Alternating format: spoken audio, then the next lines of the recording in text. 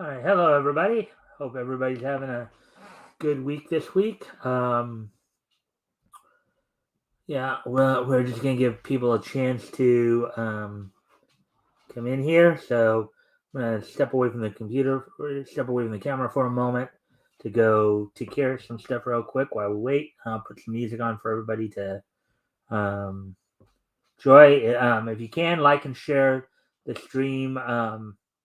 See if we can get some more friendly people in here, and also when we do read the articles, if anything catches your attention, you want to feel free to comment and or ask questions. I'll do my best to answer the questions as they come. Anyways, let me put some music on for the moment here while I take care of some other stuff before we wait for more people to come.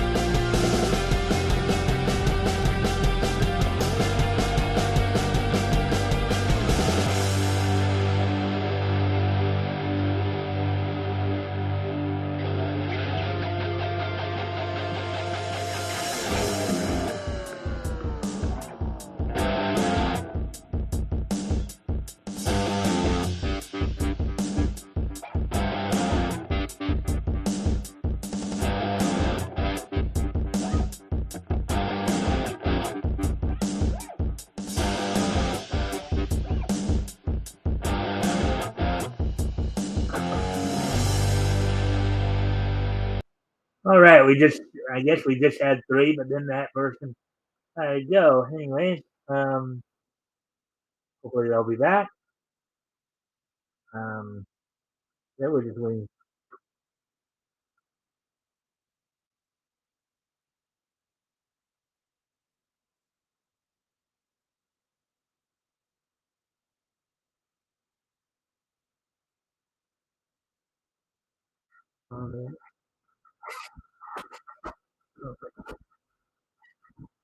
All right, I heard the door knock, so I was trying to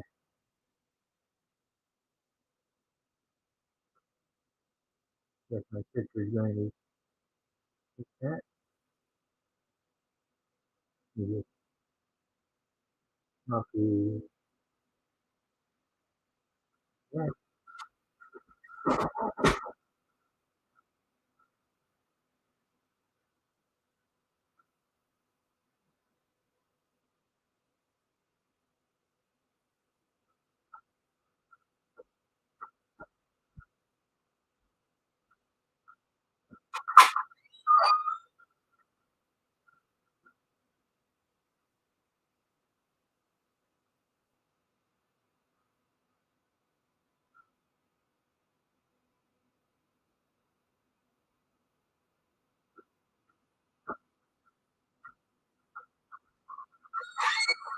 All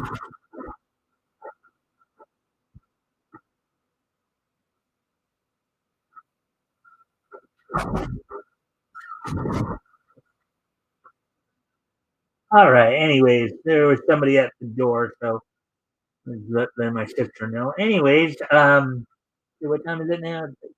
But the 6 minute mark, so we'll wait a couple more minutes to get people to come in. Get along, gang, get along, gang. Each one is special in their own way. Coming about a get along, gang, get along, gang. Get up with the get along, gang. When you know it's okay. Get up with the get along, gang. Gang. Oh, oh, get up.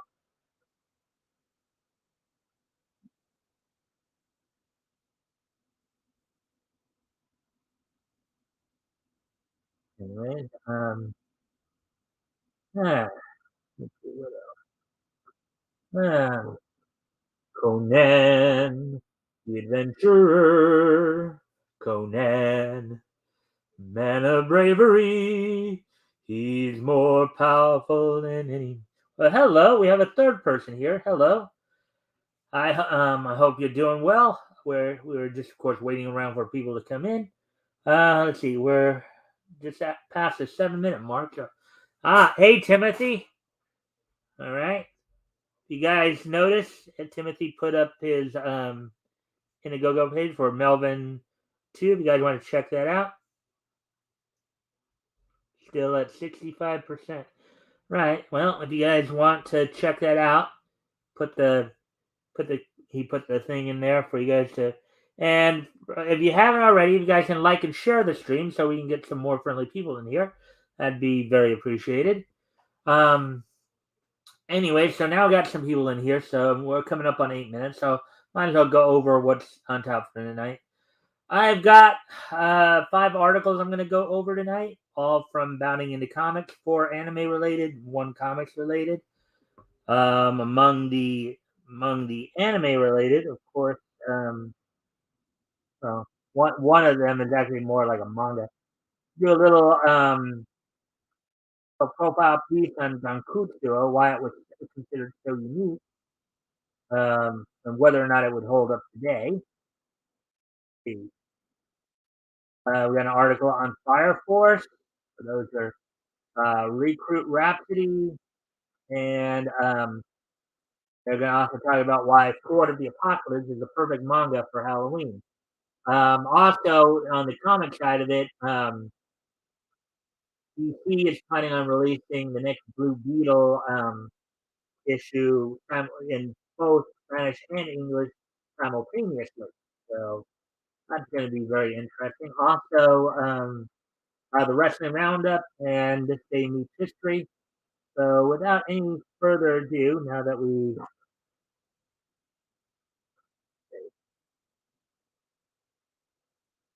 would you like to get closer to?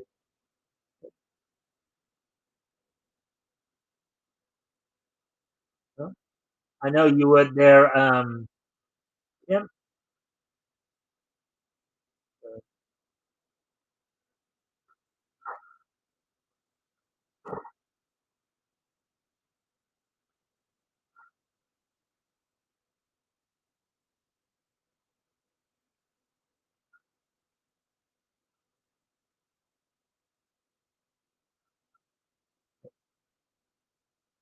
Anyways,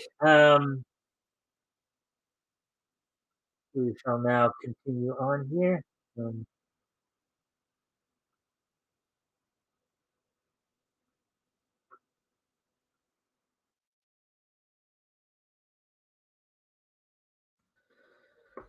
all that being done and said, let's go ahead and look to get started here. Anyways,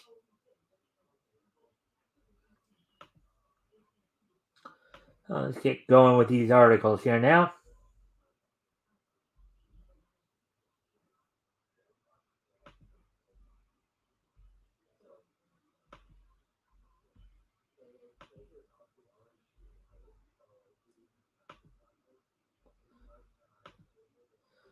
Alrighty then. So here we go. We're coming up on 11 minutes here. So let's get started on these articles here.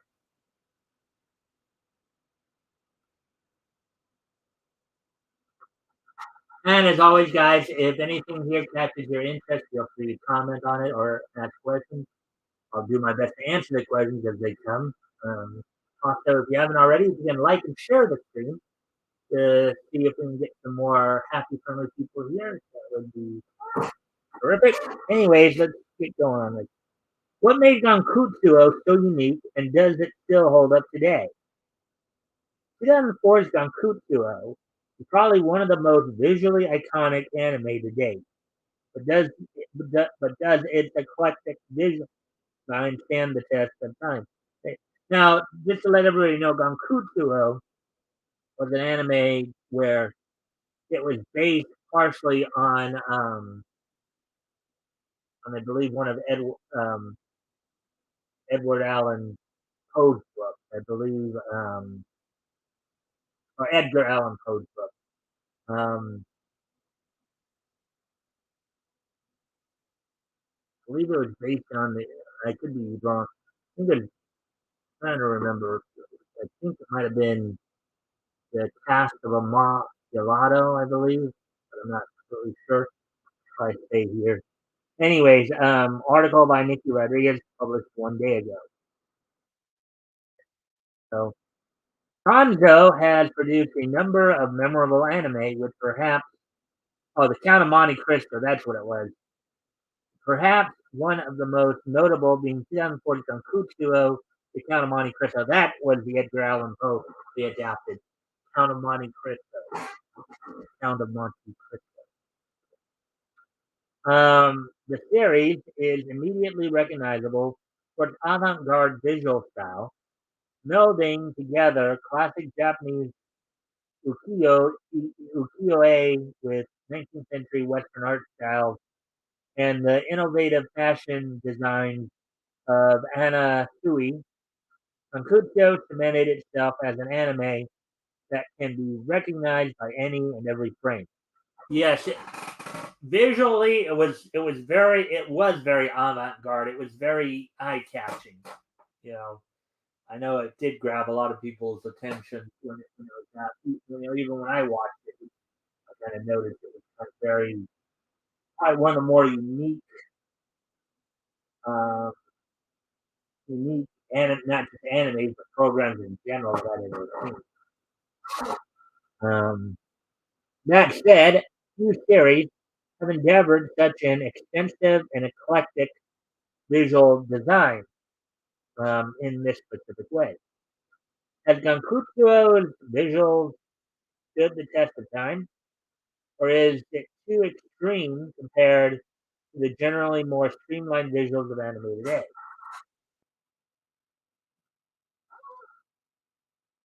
I don't know. I'd call it extreme, or a lot of the fans would call it extreme. But let's see what they say about all that here.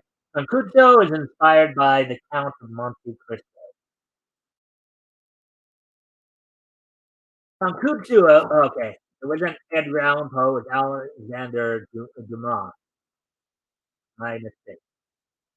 Kankutsu takes inspiration from Alexander Dumas' The Count of Monte Cristo. Now, mind you, this, of course, every time I see this guy's name, I'm reminded of the movie The Shawshank Redemption, because when they were building, when they were building the library in it, you know, one of the books came in, I think, was this book, and the prisoners not being quite as literate as, let's say, Tim Robbins' character thought the guy's name was Dumb Ass, and then he had to correct them and say no, it's Dumas or Dumas. So yeah, that reminds me of that. But anyways, that was pretty funny.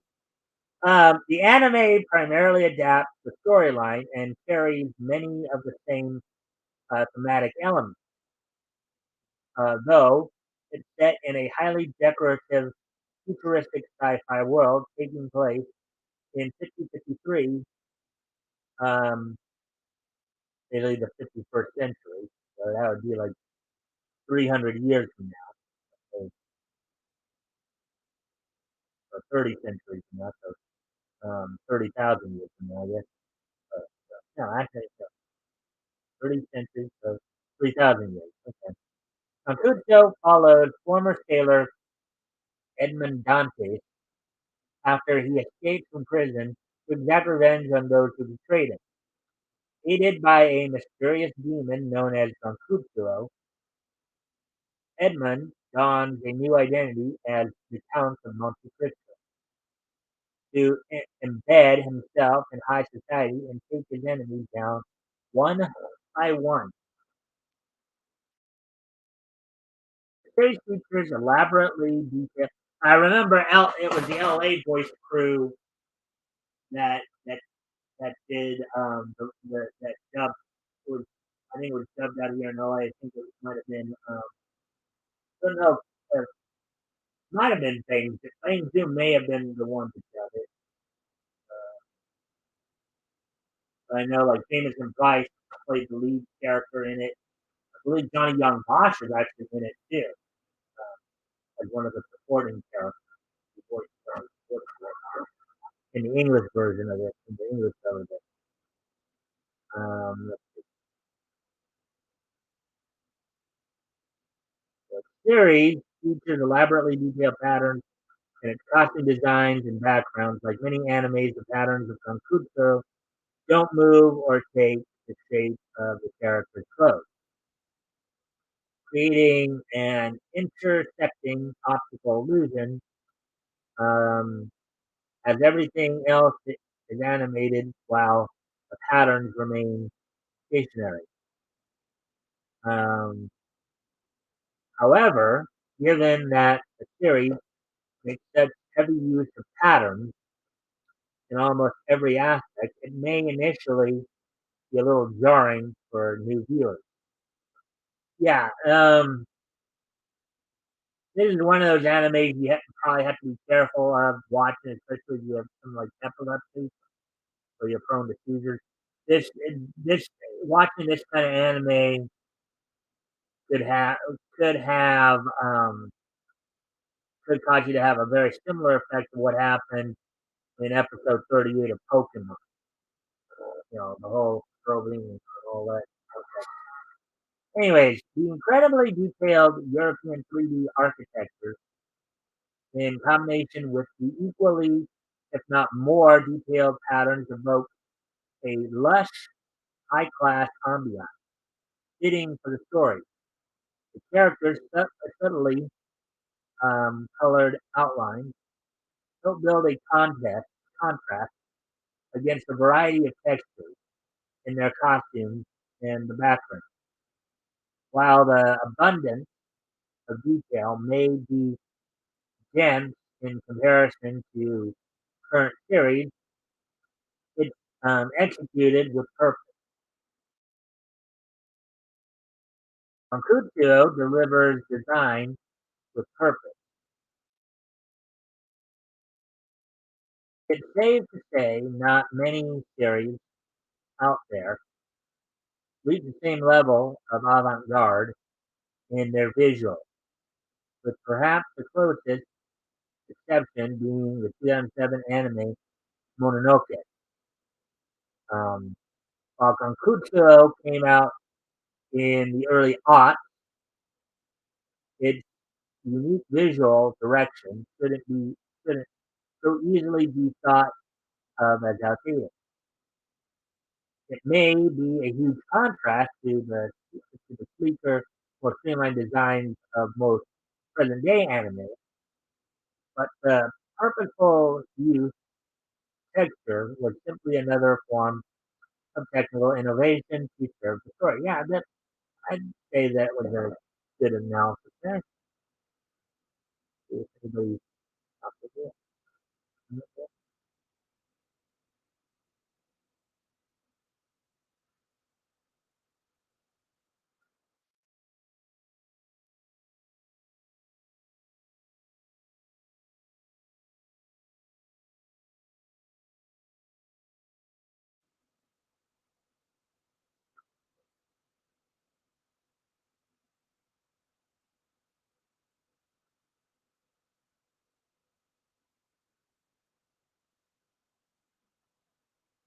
All right, and then continue on with the more series don't look like Gankutsu, likely because the artistic direction wouldn't fit narrative or further it.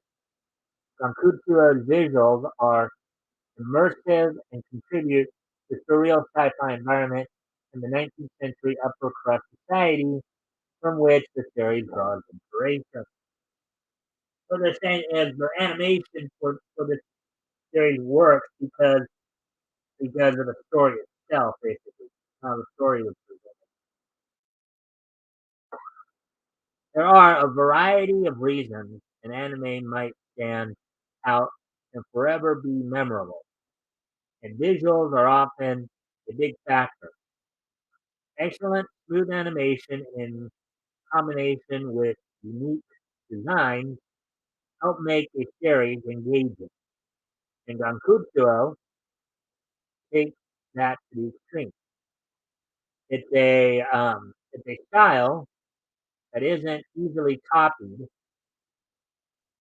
and may be an obvious standout in the mix of anime from today. But Gankutsuo's visuals stand the test of time. First, at first glance, it may seem to be quote unquote too much, but the execution of all its elements makes it such that its many layered textures never appear garish or floppy. The revolutionary style may not be commonplace, but it remains interesting, iconic, and firmly grounded in the story's origin. All 24 episodes of Kung Fu Soap can be streamed on Crunchyroll. Great. So there we go with that one. First the five stories we're going to look at tonight.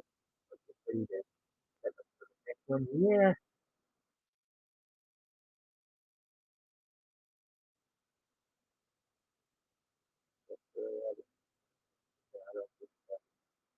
See the profile pieces more or less.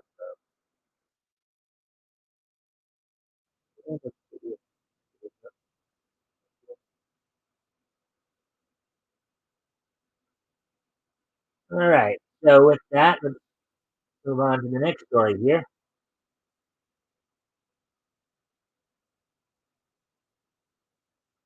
All right. Fire Force, when versatile creativity is allowed to flourish. There are plenty of shows about post-apocalyptic worlds, interesting professions, and fire users. How about an anime that offers all three? Article by Cordell McWilliams, published today ago. One of the beautiful things about anime is how fantastical and varied series can be from each other. Fire Force is one such anime, and it serves as a shining example of how creativity can go when unhindered by the taste of general audiences. Its world is an interesting combination of alien and familiar that makes a real world profession into something out of this world, and it utilizes fire in imaginative ways. Always stuff that will catch your attention. Stuff like that happens. The anime takes place in Japan, not the Japan viewers are familiar with in the real world. This world has suffered from the Great Cataclysm, where most of the planet was set ablaze. Japan became the Tokyo Empire, where power is generated from a giant nuclear power plant named Amaterasu. Amaterasu. That word sounds familiar, doesn't it? We know that from Naruto fame, don't we? Hmm. This is all the stuff of fantasy. The show's protagonists and central characters happen to be the world's equivalent of firefighters. Very interesting. Firefighting is a very different concept in the world of Fire Force. Instead of real world, instead of the real world profession of extinguishing fires and saving people from them, the quote unquote fire force served in a theocratic militaristic capacity, literally fighting fire demons called infernos that people turn into. Um, this anime imagines firefighters more as superpowered veterans. This leads to this anime's magic system, which is the main bulk of where the creativity comes from. There are shows like Avatar: The Last Airbender, where fire is but one element in the lineup. Users of the element can shoot flames, create steam, conjure lightning, and use concentrated fire blast as thrusters. Fire Force, however, takes just one element and does so much more with it. Like maybe doing what Pyro sometimes would do from X-Men. Maybe.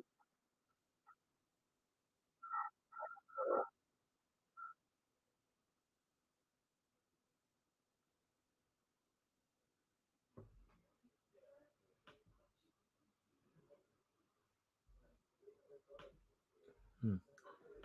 Second generation pyrokinetics can manipulate fire that already exists.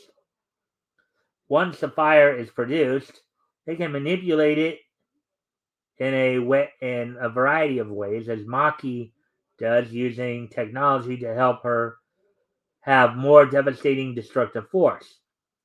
It is important to note, however, that second generations cannot generate their own fire. So first generation fire wielders can generate fire, pyrokinetic, but second generators cannot. They can just manipulate fire. So in other words, change its form. In contrast, third generation pyrokinetics can generate their own fire and use it to their advantage. One such example is Arthur, um, who generates his own flames and channels them through a sword hilt, concentrating it into plasma and forging his signature sword. One of the captains of the fire brigade, um, Benny Maru, is a fusion of second and third generation, able to manipulate pre-existing fire and generate his own.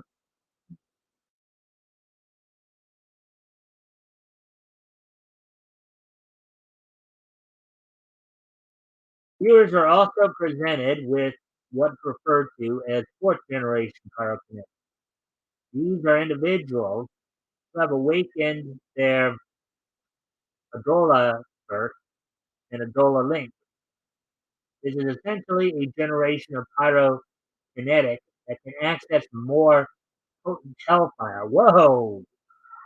Whoa! That sounds dangerous. So the fourth generation pyrokinetics and fire force can actually incorporate hellfire. That's quite a damning experience, isn't it? Uh, the protagonist, Shinra, um, is one such pyrokinetic. Shooting flames from his feet, um, this grants him so much speed that at one point in the anime, he actually manages to send himself slightly backward in time, helping him recover from injury. Um, this is arguably the greatest example of the creative links that the anime goes to.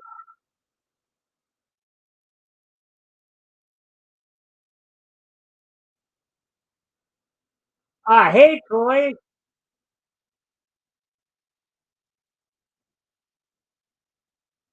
Hi, it's Junior. Junior, what, oh, Jeremiah? Hey, Jeremiah. Does your dad know you're on here, man? I know I'm just doing, hi, Mike. Hey, Jeremiah. Hey, does your dad know you're on here, man? 'Cause even though I'm primarily doing, more profile pieces tonight, um, I want to make sure your dad's at least aware, so that I'm not inadvertently exposing something that maybe he doesn't want you exposed to. So, but anyways, if you can like and share the stream as well, so we can get some more people in here, that'd be appreciated as well. Um, yep. Okay. I hope everything's all right with you and your family. I hope your dad's doing all right.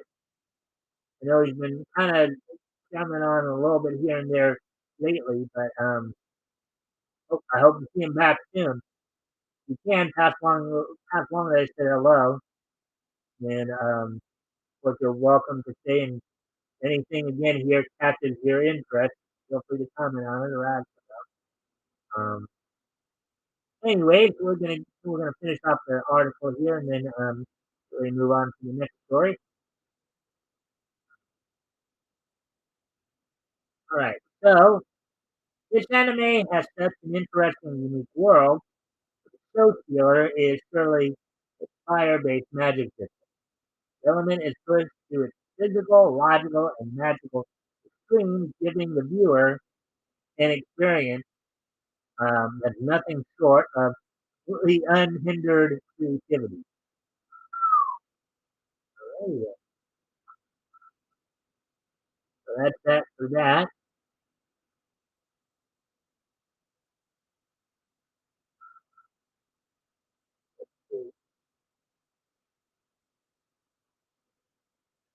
Are you having a good stream?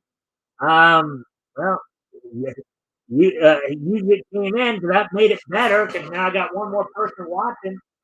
Um, and I hope you'll come. I hope you and your dad will come back tomorrow night. Cause tomorrow night, of course, have RJ with me. We'll be going over comics that went on sale in 1939 from Jim McKay Publications and Eastern Color. So I'm sure you guys might enjoy that as we read through, Famous Funnies number 60.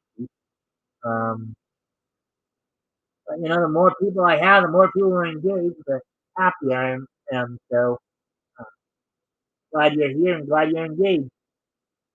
What I mean, of course, by engaged, I mean simply that you're being involved. You're just, you're talking, you're following along. That's what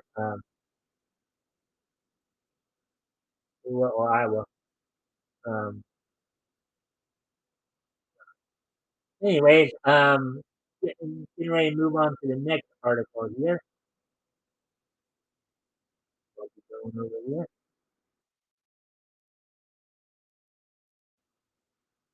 If you can, you might want to see if your dad wants to come and watch some of this because I'm covering some animes here. So maybe you might want to check out one of them. I know he's more into anime. Um,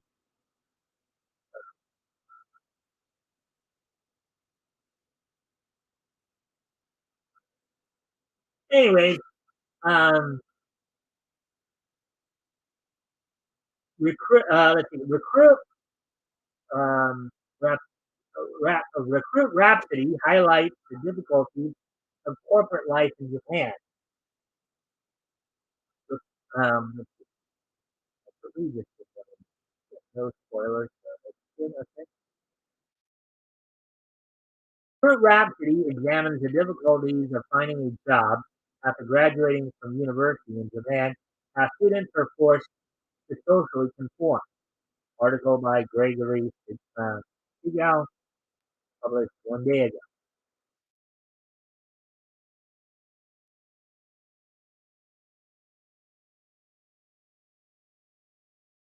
Recruit Rhapsody is a 7-minute short created by Maho Yoshida, an up-and-coming animator back in 2012 during her final year at Tokyo University of the Arts. The film was selected for several film festivals, including NSC 2012 and PBS Digicom 6 Award Excellence Award. Um, the short depicts a young girl's final year at university and the tradition known as Shinsotsu Ikatsu Taiyo, an intense recruiting process done by corporations to pick up top graduates.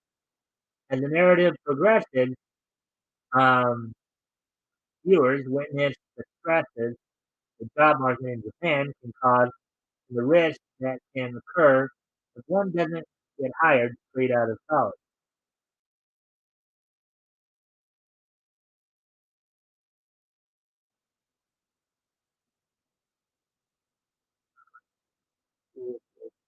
Got anybody think more here?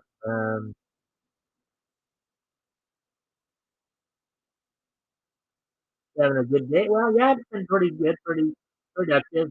Um, Thank you for asking.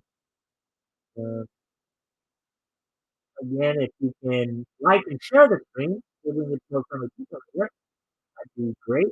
Um, Anyways, continuing on with the article here, simultaneous recruiting of new graduates. Shintotsu Katsu Tayo. Simultaneous recruiting of new graduates, known in Japan as Shintotsu Katsu Tayo, is a Japanese business custom in which university graduates are hired en masse. Typically, 1 year before graduation, students seek informal offers of employment, naite, to secure a formal offer, seishiki na naite, just before they leave university. This process leads to an incredibly high employment rate in Japan. For example, 98% of recent graduates were employed in the spring of 2020. However, recent graduates who are unsuccessful in gaining a position, or simply those who are out of work later in life, often find it difficult to enter or re-enter the workplace. This practice of periodically recruiting recent graduates largely stems from companies' desire to efficiently replace retiring workers and mold new talent into their own practices and standards. Those who fail to conform to this recruitment method are often outcast in society and left to extended stints of study, work part-time jobs, or survive on unemployment benefits rather than fully participate in the domestic economy. According to a survey conducted by the nonprofit group Lifelink, 1 in 5 Japanese university students thought about committing suicide during the job hunting process. At the same time, Statista lists quote unquote quote worries over future prospects as the third largest reason for committing suicide among students in Japan in 2020. Yeah, if you can't find a job and hold it down for too long, that can be stressful.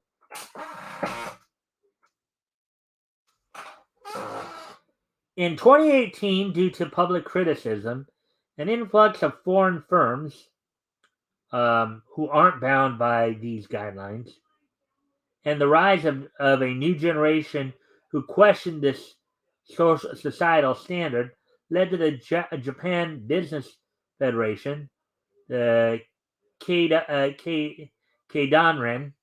um, to announce to its 1,600 member companies that they would no longer be required to follow the custom from 2020. I guess from 2020 on. Let's see what you might be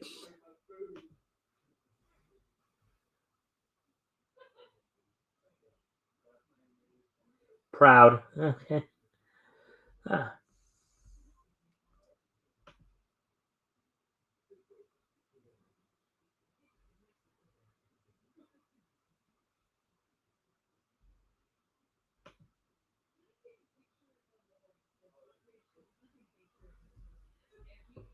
All right, so anyway, uh, getting back to the article then. The plot and themes of Recruit Rhapsody. Central theme of Recruit Rhapsody is the pressure to conform.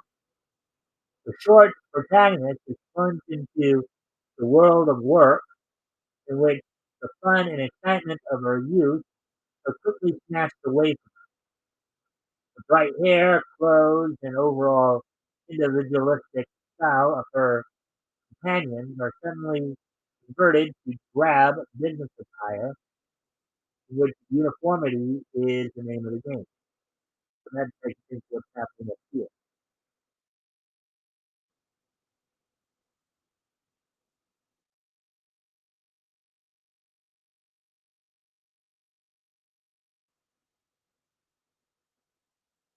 While she is shocked by this and presumably has no desire to go ahead with his lifestyle, she conforms to their behavior and the system she is placed in. The new recruit is thrust into the rat race of life. As the woman dashes to the subway to attend the recruitment fair, she is quickly absorbed into the mass of people who move like a horde of ants, nameless and faceless in their number, in Orwellian fashion. The recruits maniacally smile and comply with the request of their potential future employers. Um, each candidate attempts to outdo the other by raising their hand higher, bowing lower, and completing more tasks. Throughout each stage of the recruitment process, the girl fails to follow the practice of corporate ruthlessness. While she tries to smile, help her colleagues, and become part of the program, it just doesn't seem to work. In the end, she fails to get a position.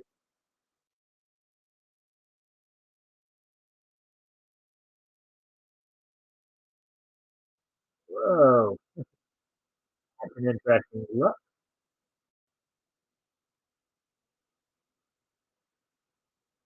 Little warpy on the anime there.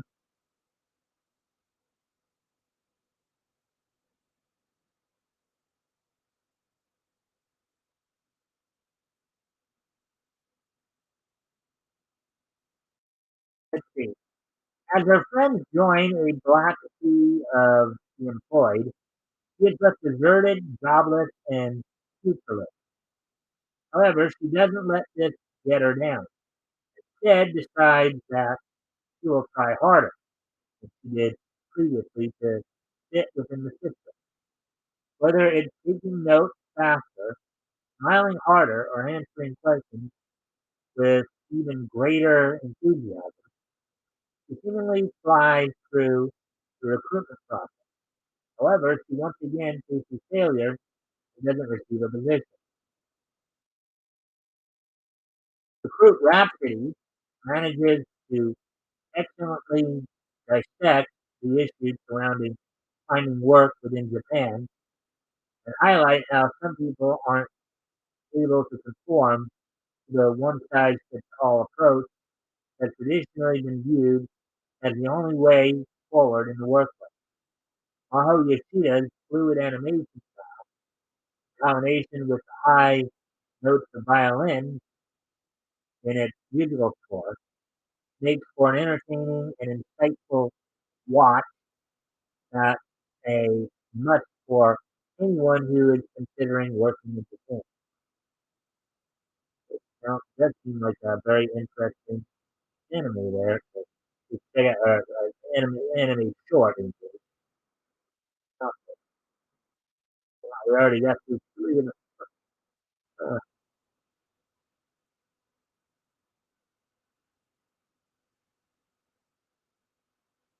you have a nice, well, thank you, Jeremiah. Huh, thank you, Jeremiah. That was nice of you to say. I could like keep it organized. Uh,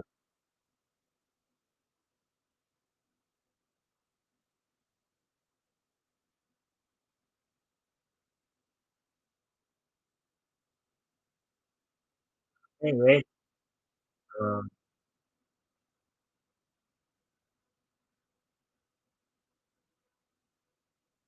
okay. So anyway, we may move on to the next story here. The last of the anime related stories. So, well, this one's more of a manga related story.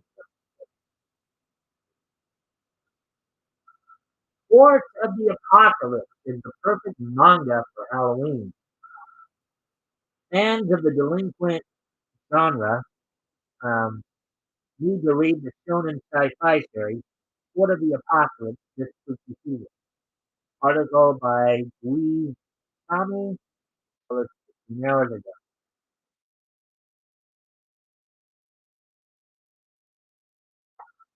For any manga fan enjoying the delinquent genre with series like Tokyo Revengers, wanting something a little different, look no further than Court of the Apocalypse, the story of delinquents surviving the zombie apocalypse. Might seem neat. Fans of both the delinquent and horror games will find something to love. And they forgot to put the E in there.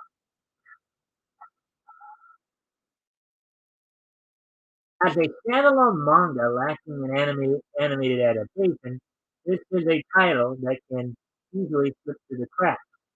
It is unfortunate given the quality of the series. War of the Apocalypse has great art, interesting, well-developed characters, as well as an intriguing story that gets deeper and more emotional um, the further it progresses. Might seem like a strange blend of genres, but it is definitely worth a read. What is Court of Apocalypse? Find that out. Okay.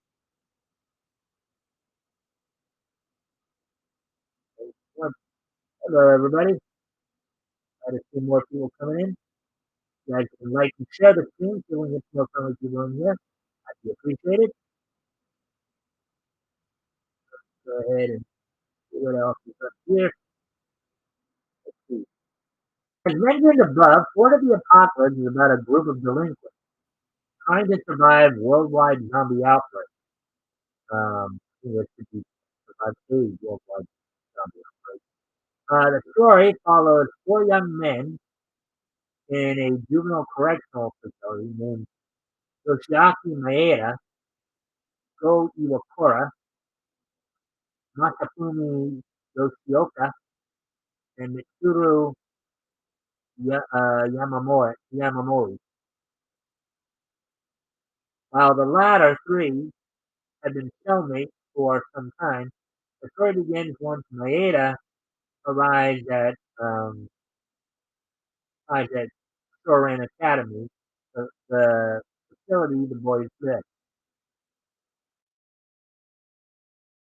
Facility, I guess, where the boys live, I guess is what it should.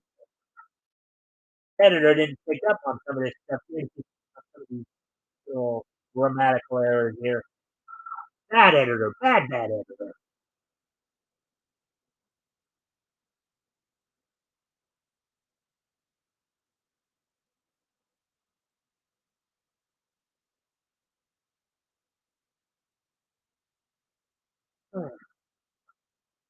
While introductions are being made, a zombie apocalypse is beginning outside the detention center, as Maeda and his cellmates are being punished for a fight in the cafeteria. A car crashes into the facility that, unbeknownst to everyone, has two zombies inside. The zombie virus begins to spread to both the staff and inmates, and chaos, with their enhanced strength, chaos between the two. Actually, this reminds me of another anime. Reminds me of an anime that I have watched before. called, I think it's called School Days, I believe, about a group of girls who get stuck at a basically the city where the school is located in become infected with some kind of like zombie virus or something to that effect. These four girls are the only ones who are left.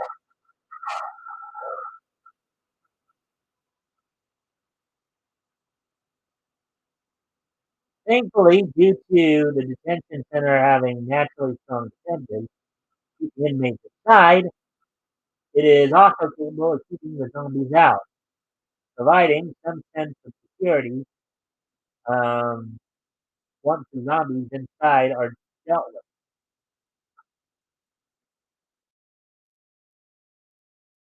As the series progresses, the four main characters are repeatedly forced to leave the safety of Academy, Choron Academy, in order to secure supplies and ascertain information on their current predicament. These excursions reveal much of the world is dealing with the same crisis, and the group is on their own. This becomes even more dangerous when they discover that there are different types of zombies, with some being far more dangerous than what they originally anticipated. Learning to survive the apocalypse while trying to find some manner of salvation in this crisis comes the crux of the manga, which is made all the more interesting by the fact that all of this is being done by teenagers who society has given up on. So, yeah, for that element is right. I mean, that element reminds me, of course, of UK Your Message to the Audience, another delinquent who actually ended up saving the world, even though one of his own teachers still disliked it.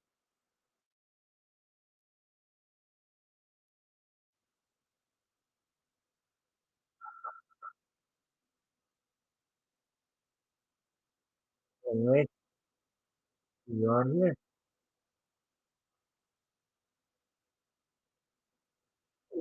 All right, what makes Sport of Apocalypse so worth it? What makes Sport of Apocalypse so worth it? Sport of Apocalypse is the perfect blend of delinquent genre with horror. The two seem quite different and difficult to combine. It's this unlikely duo of genres that helps the series feel so original. It's a series about children in a very adult situation, having to survive when almost no adult they know has managed to do so. The kids have to grow up fast in this manga, don't they? Creativity seen in Port of Apocalypse doesn't stop there. One of the biggest hooks of the manga is how new, more grotesque zombies are introduced over time, creating a variety of zombie types, each with their own unique behaviors and characteristics. The gorgeous art only enhances the horrific aspects of the zombie monster in the book, as well as the fear and sadness of the characters forced to face them. Even for those who are somewhat desensitized to monsters found in horror and are guaranteed to feel a certain combination of fright, anguish, and disgust the author artists are trying to convey to the reader. There are standard zombies. There are also strange dog-like monsters that have had their bodies mutated to allow them to run on all fours. Their senses have seemingly been heightened, much like the speed and agility uh, and hunt, as though they are pack animals, stalking their prey from the shadows and vantage points. There is even a steel variant, which is literally a human zombie who has had their body morph into the steel creature due to the virus.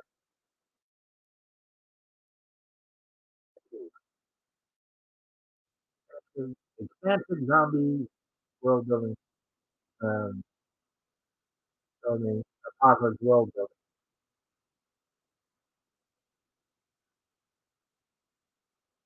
Thank you for the like and share. I do appreciate that. Um, Great, as we continue on with the article here. Expansive zombie world building.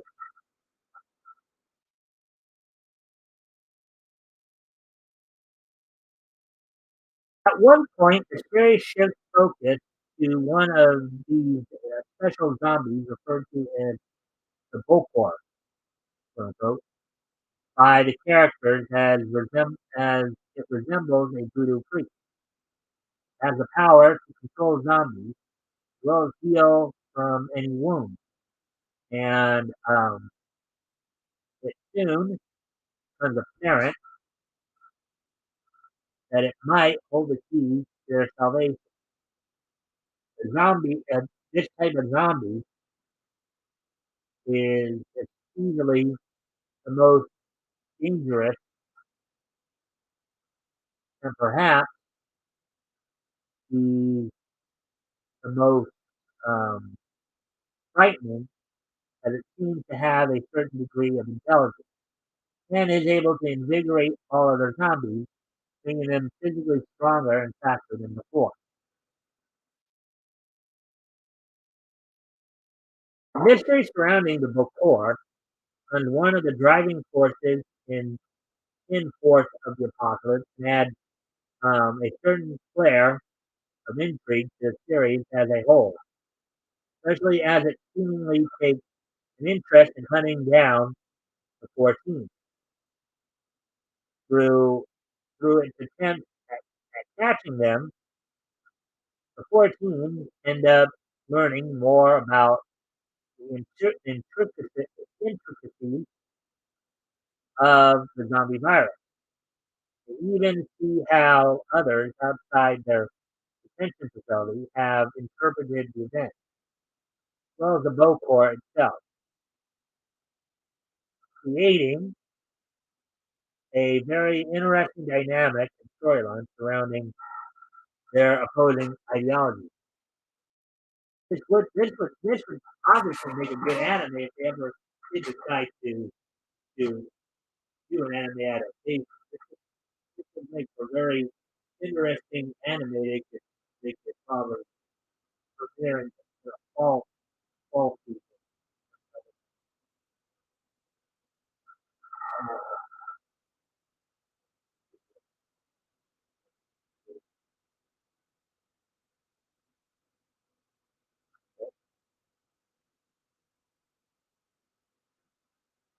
What do you like about Batman? What do I like about Batman? Well, Batman has always been a very interesting character.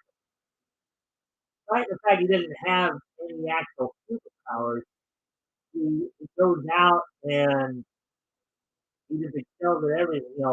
Granted, he's driven because of what happened to his parents, but Batman goes out and doesn't just become a jack of all trades. He in essence becomes a master of all trades.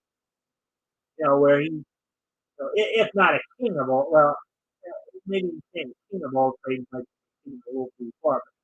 Batman goes out and tries to become master of all trades. Basically, meaning you do a little bit of everything.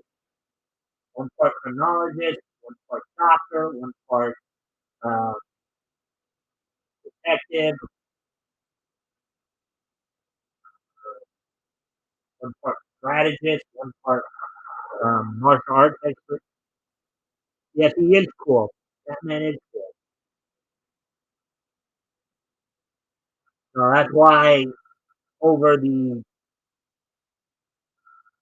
over the 80 years, close to 85 years that Batman's been in existence, that's why a lot of people like and respect him. He's a founding member of the Justice League. Not necessarily because he has superpowers, but if anything, he's the guy who keeps the superpowered individuals in check. It reminds them of the frailer side of humanity. It keeps them from getting too much of a god complex. The superpowered members.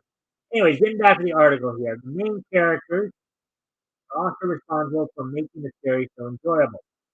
They each have a distinct personality and motivation for their actions, all of which seem to stem from the reasons they've been sent to juvenile detention facilities. To the juvenile detention facilities. Yoshioka is the de facto leader of the group.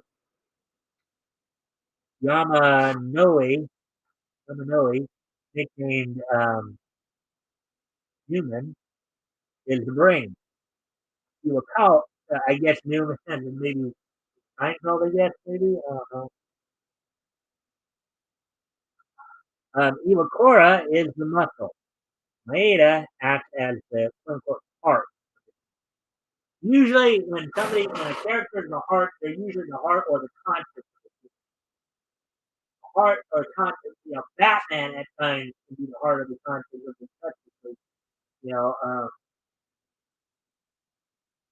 Again, reminding them of certain aspects of the heart is really important.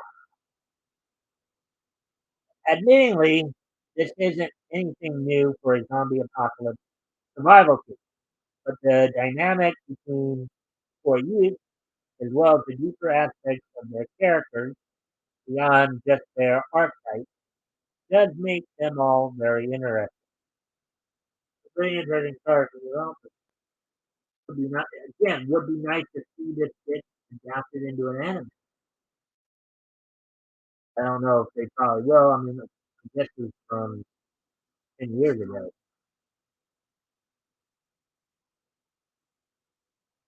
By Mike, I have to. All right. Well, good seeing you, Jeremiah. I hope I hope you're I hope you're doing well. Actually, it is kind of surprising that I know it's yeah, 10 o'clock there. Jeremiah was still up.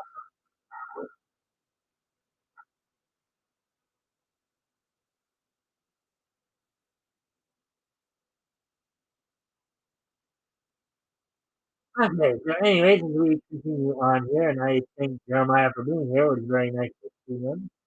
Uh, so, see him in here for his dad, I guess. Hopefully, we'll see them both back here tomorrow. But like somebody else just popped in, so that's good to see.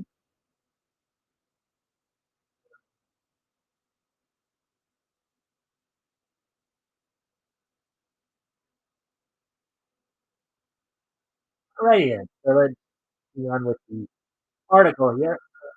We already passed the hour mark. Okay,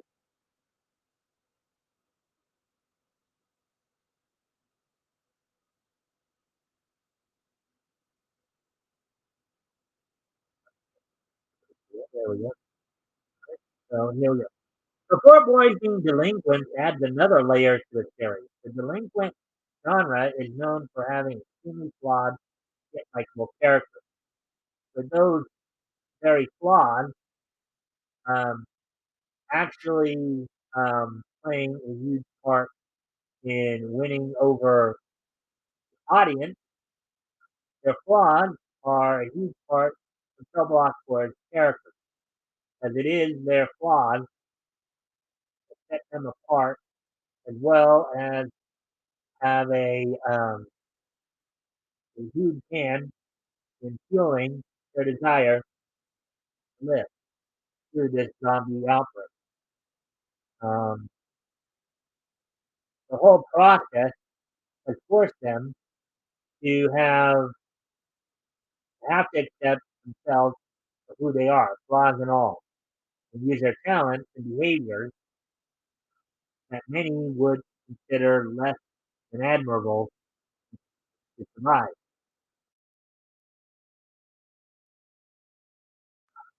As the series progresses, the backstories of the four teams is explored in depth, um, specifically the reasons they ended up in the detention center. Seeing how their past crimes fuel their respective motivations and desires beyond their just surviving makes the story feel much deeper than many other series. There are kids who have been yearning to be free for years, only to actually obtain their freedom in a horrific end of the world scenario. They're emotional, angry, and terrified, yet they still have the spark of hope that can only be found in someone's youth, as well as the emotional volatility.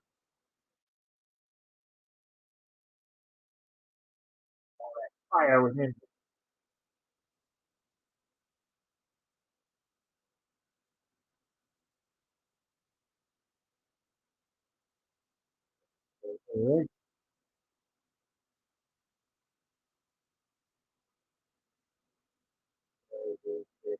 This article is. What if the Apocalypse might not have been given an anime adaptation, but I think it probably should. Sounds like an interesting story. That doesn't make it bad by any means. It's an admirable combination of two separate genres that manages to tell a compelling story for both fans of delinquents and horror. I'd have to agree with that based on what I've read here. The art is also incredible, which only serves to highlight terrifying aspects of the manga as well as the emotional ones. While some believe that the ending was a tad bit abrupt, seemingly rushed, theorized by fans due to the series getting prematurely canceled, it is still a pretty satisfying one. It might not answer every question, but it answers enough that the main story, is what, as well as the most important side stories, feel complete. Overall, this is a great read for anyone looking to get spooky this Halloween. Alrighty then, so there we go with that one. See what more you guys may have to say about all that. Feel free to watch it, please. Uh, Before I do move on to the next story, I am going to need to step away from the camera for a moment and get everything set up for the next story. Um,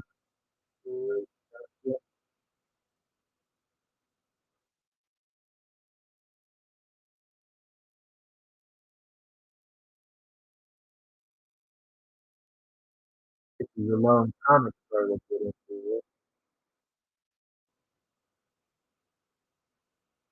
Anyways, I do need to step away from the computer for a moment. So I'll be right back. I'll leave some music on for you guys to listen to while I'm done.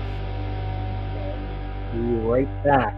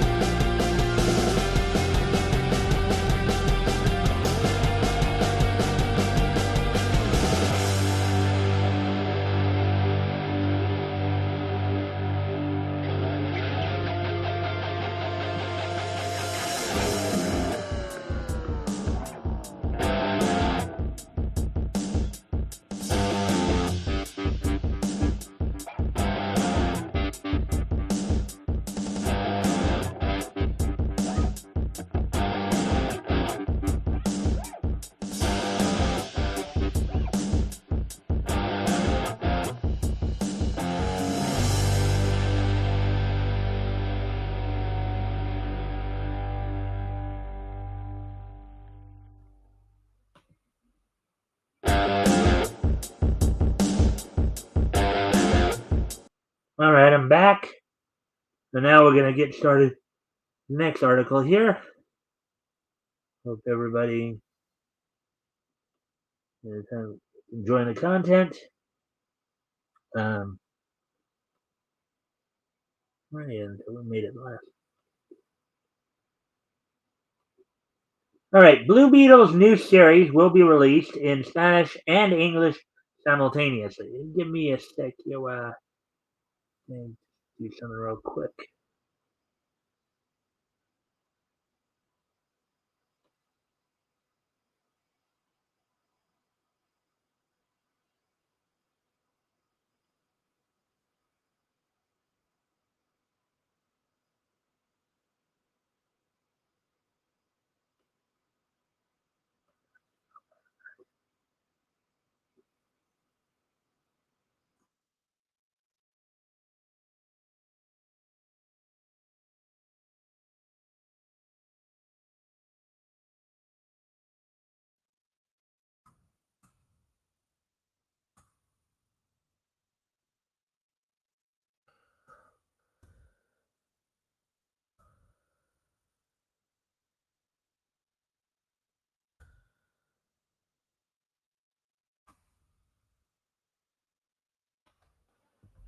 Anyways,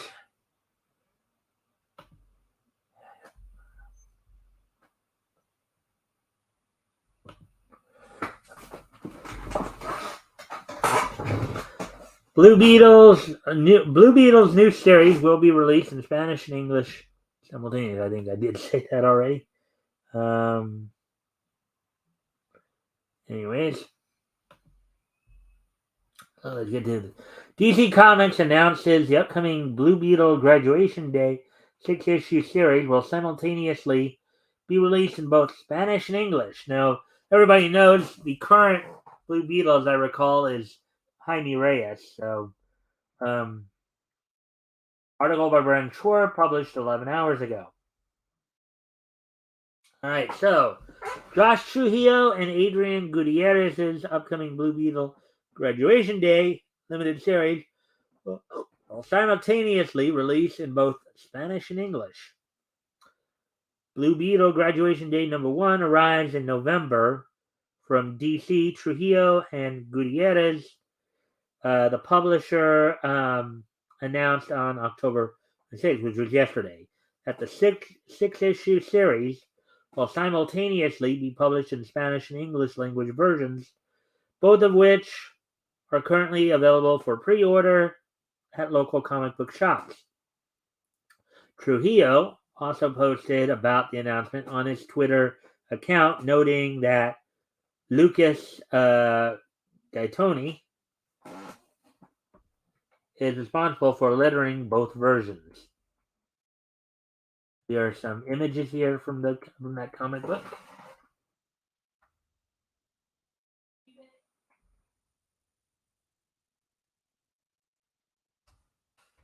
And here's some of them, Josh Trujillo right here.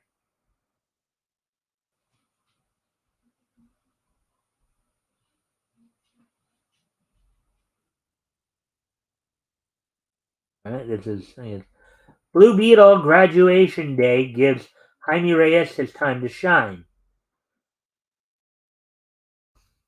Blue Beetle Graduation Day was one of the final four competitors in DC's 2021 round robin tournament. In April 2022, DC announced plans to resurrect Blue Beetle Graduation Day. Quote, nothing's really lost forever, unquote, Andrew Marino of the round robin editorial team previously shared. Quote, I'm so excited to announce that writer Josh Trujillo and artist Adrian Gutierrez are coming back together to tell their Jaime Reyes Blue Beetle story. Blue Beetle Graduation Day from last year's round robin. Check out the amazing cover drawn by Adrian and colored by Will Quintana.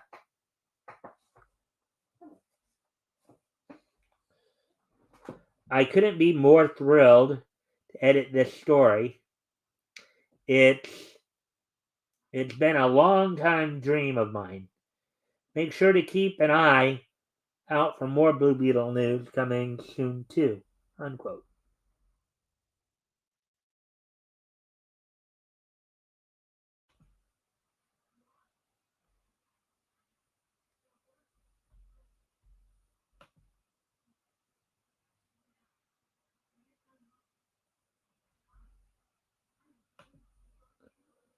All right, so as we continue on with the article here, let me check the time here. Hour 18. DC revealed during San Diego Comic Con that Blue Beetle Graduation Day will introduce readers to a brand new Yellow Beetle, a character who since debuted in cover art created by Gutierrez for Blue Beetle Graduation Day #2. The series will also explore Jaime's relationship with his scarab, all while he braces to begin a new chapter of his life. The synopsis for the first issue of the series reads, quote, Jaime Reyes has a lot to juggle, whether it's his finals for senior year or a new villain tearing up El Paso. Jaime is always torn between two worlds. But when his worlds come crashing together at his high school graduation, nothing will ever be the same. A message from the Reach bombards Jaime's scarab, Kajida, and it starts throwing off his connection to the device. And as if that wasn't enough, Jaime's parents and friends are pressuring him about his next step in life. But what's hidden here on Earth that's drawing the Reach back? And where did this new fadeaway man come from? Now, as I recall, the original fadeaway man was a Hawkman enemy, but I guess this new one is going to be a Blue Beetle enemy. Can Jaime find balance in his life and rise to become a true hero? Or is it curtains for Blue Beetle?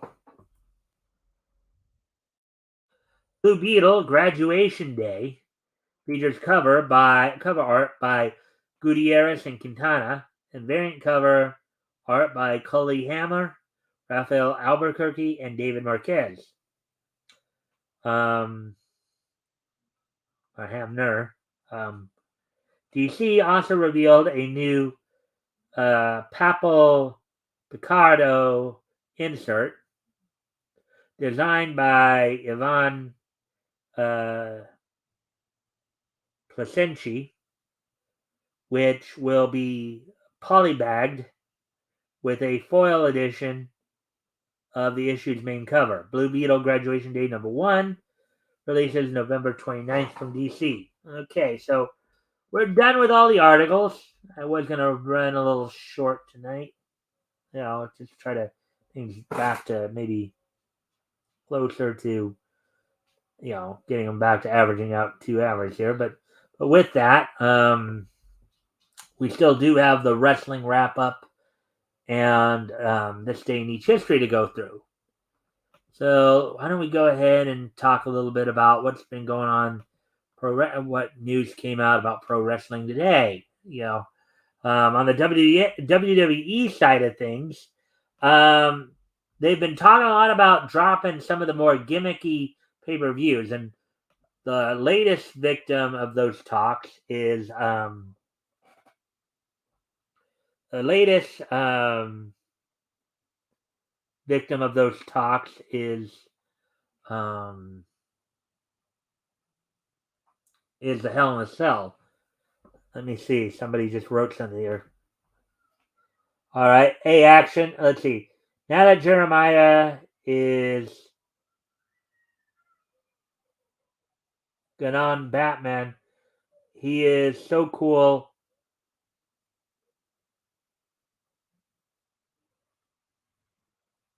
All right. Now that Jeremiah is gone on, Batman, he is so cool. Also, Jeremiah is so cool too. Okay. Okay.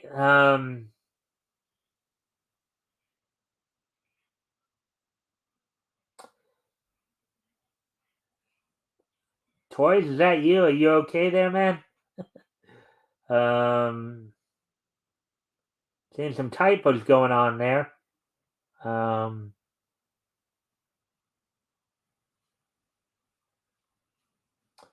anyways, um, getting back to talking about some of the pro wrestling.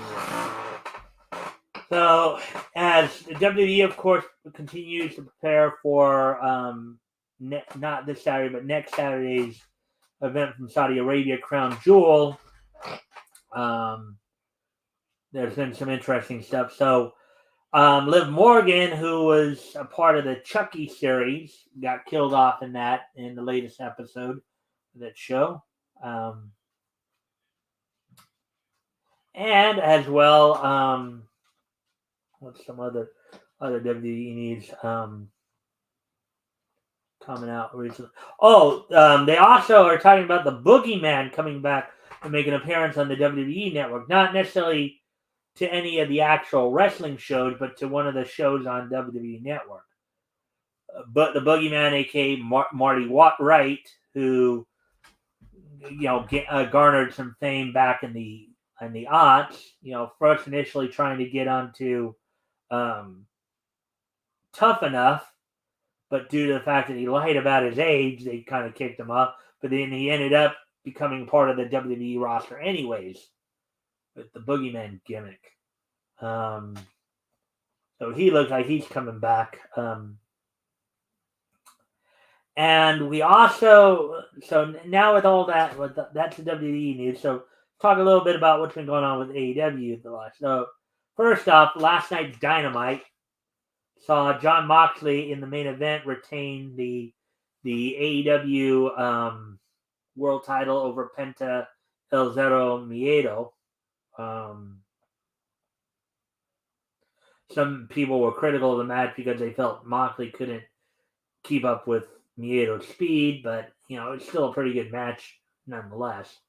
And what all came out of that, so they're teasing a possible face turn or at least a tweener turn for MJF, as he has basically said he wants to challenge Moxley at 100% at Full Gear, which comes up on the 19th.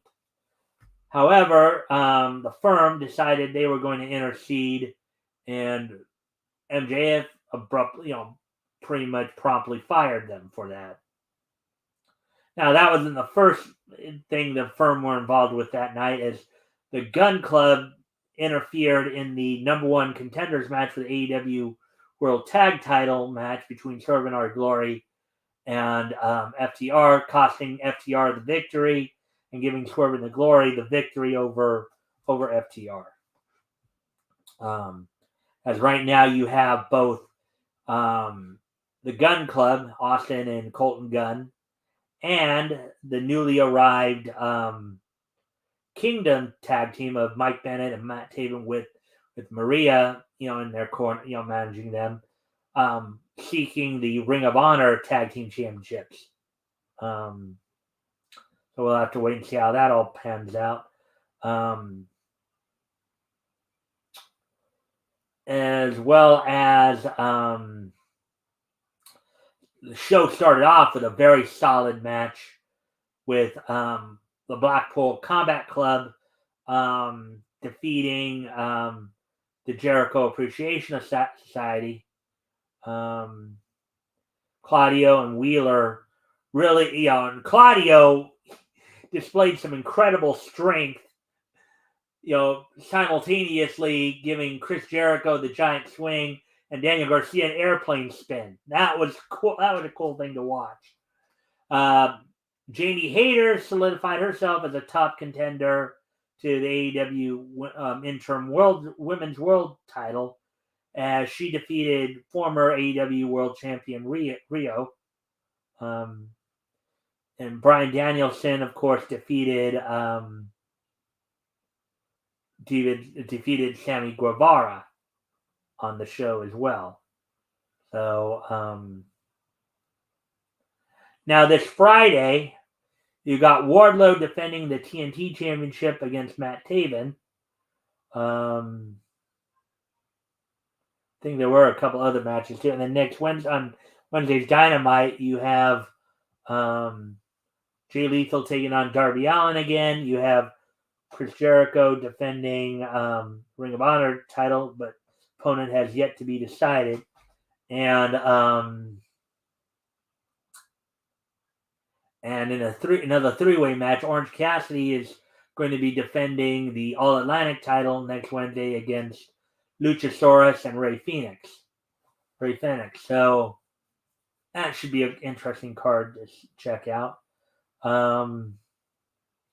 This Friday also Madison Rayne will be taking on Ty Mallow. That's one of the other matches coming up for AEW. Now, in other AEW news, so the investigation into the aftermath of the All Out media scrum incident between CM Punk and the Elite, the physical altercation, seems to be coming to a close.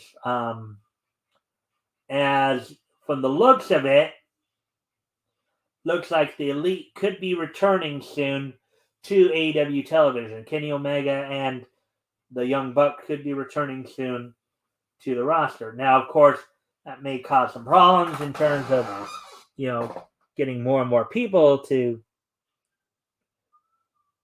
come in.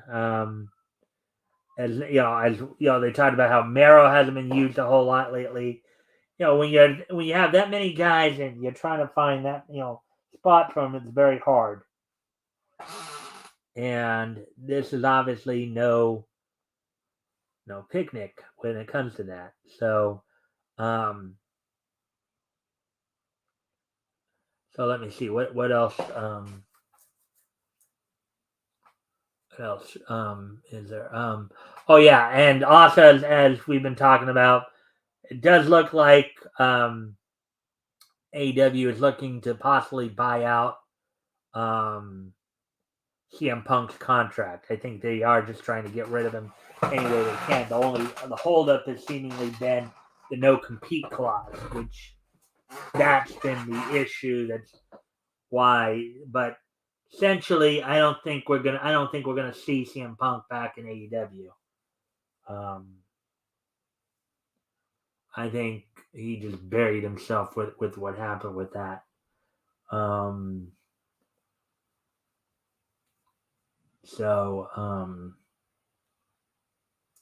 Let's see. So with that, guys,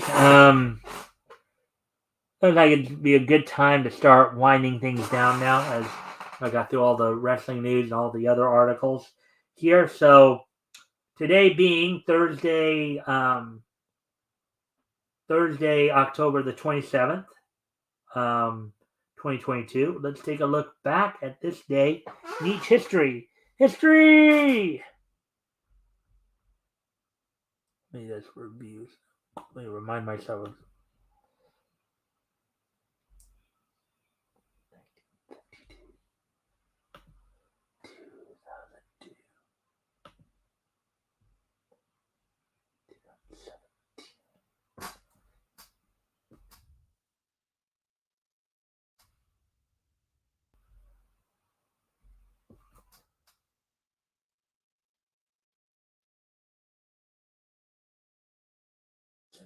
And then that's from 2012. Alrighty then. So without no further ado, let's go ahead and take a look back at this day in each history. Jeremiah Cool.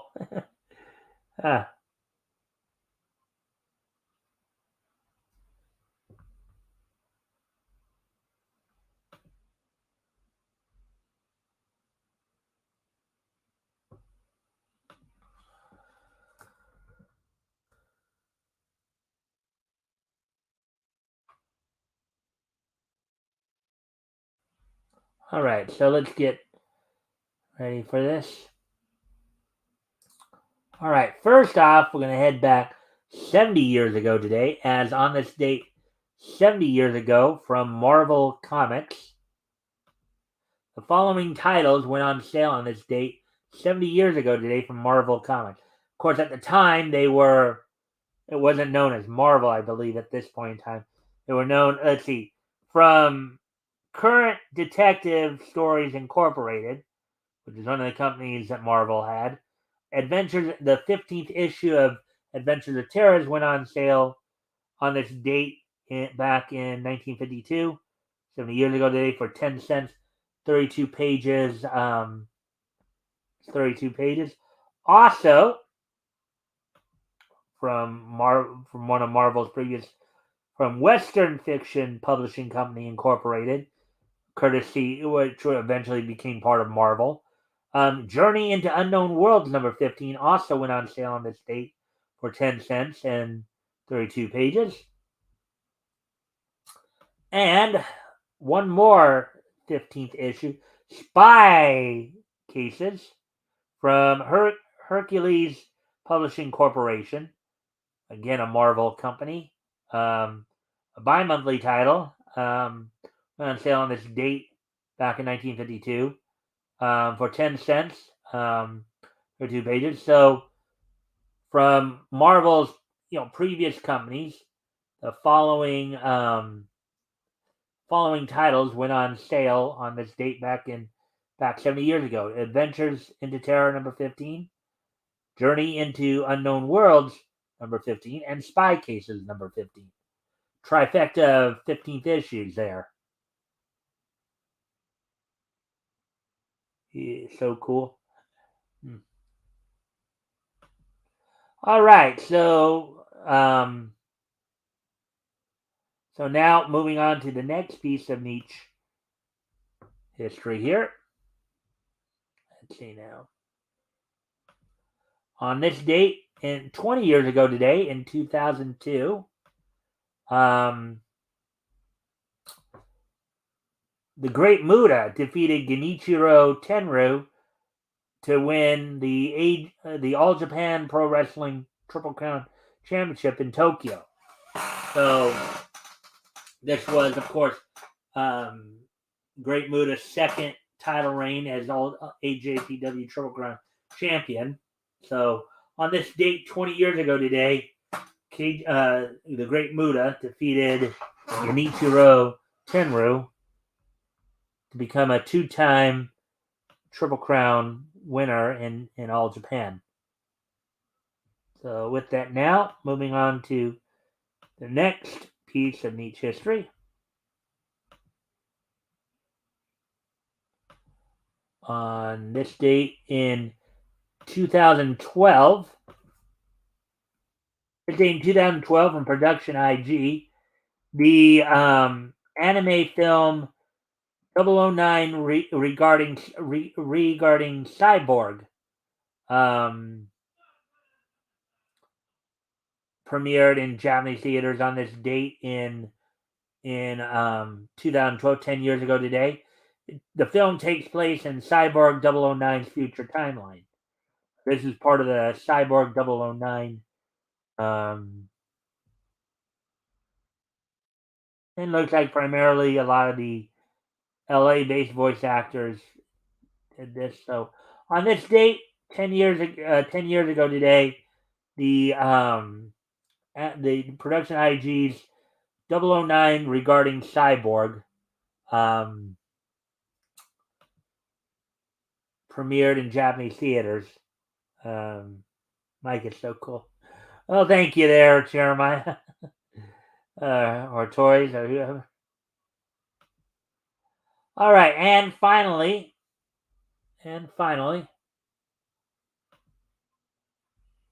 on this date in 2017, 5 years ago today, the Warner Brothers animation series Unikitty premiered on this date on Cartoon Network 5 years ago today. 5 years ago today, Unikitty, which was produced by Warner Brothers Animation, premiered on this date 5 years ago today. So anyways, guys, thank everybody for being here tonight. Hope everybody enjoyed the show. Hope to see everybody back here tomorrow. Now, a couple of course, of programming announcements. Tomorrow night, being Friday, it's our weekly look back at comics history. We're currently going through comics that went on sale in June of 1939. Tomorrow, we'll be focusing in on comics that went on sale from David McKay Publications and Eastern Color. Our readings will be out of Famous Funnies number 60. RJ Carter will be co-hosting with me. Huh? Hi. Let's see. Not Jeremiah. It's that. Oh, it's okay, Toys. I wasn't sure which one of you was there. Okay. Hi. Hey, Jeremiah. Sorry. Toys. Sorry about that. Even my mind's getting a little mixed up here. Night. Hope to see you back here tomorrow night when we do the. Anyway, so tomorrow night we're doing the historical comic retrospect, continuing our look back at June. Comics went on sale June of 1939, and another little programming note. And Toys, I might be sending you a link for this as well if you wish to join in as well. On Monday, going to be doing a